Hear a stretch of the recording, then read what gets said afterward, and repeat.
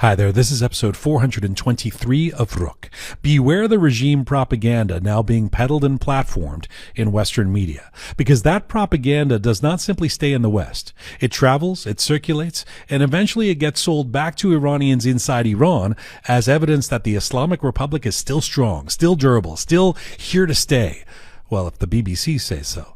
One thing we continue to hear from many Iranians inside Iran, those who get through despite an internet blackout, is that they are far more terrified of this regime surviving than they are of the American bombing campaign. For months, through January and February, tens of thousands of Iranians were being massacred by this despotic regime, and many of us in the diaspora kept asking, where is the Western media? Well, now one almost feels nostalgic for that media silence, because what we are hearing in many Western broadcasts right now is not insight, it is narrative laundering. The regime shuts down the internet, manufactures its own messaging, and then remarkably, Western outlets repeat those narratives back to the world. And there's currently a striking delta between what Iranians know and what some Western experts are saying due to their own ideological reflexes or antipathy towards Trump or vested interests or connection to certain voices in the diaspora who benefit from the regime remaining in place.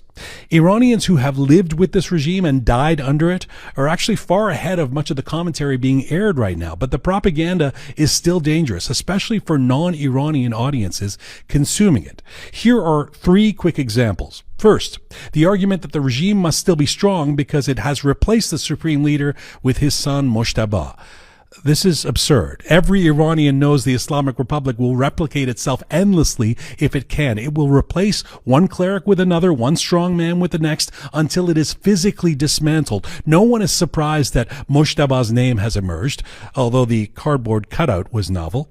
Second, Western anchors declaring that the revolution must be dead because Iranians have not returned to the streets. Well, every Iranian understands how silly this take is. You cannot assemble mass protests while missiles are falling. And in fact, Crown Prince Reza Pahlavi has explicitly urged Iranians to remain inside for now. The moment for mass demonstrations will come, but it's not during an active military campaign.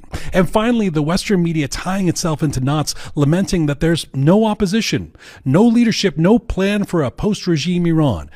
If only there were a figure whose name has been chanted by millions of Iranians in the streets. If only there were someone capable of mobilizing millions in the diaspora. At a certain point, the refusal to acknowledge Crown Prince Reza Pahlavi as a transitional figure stops looking like analysis and starts looking like avoidance. And this matters because propaganda does not always arrive wearing a uniform. Sometimes it arrives disguised as expertise.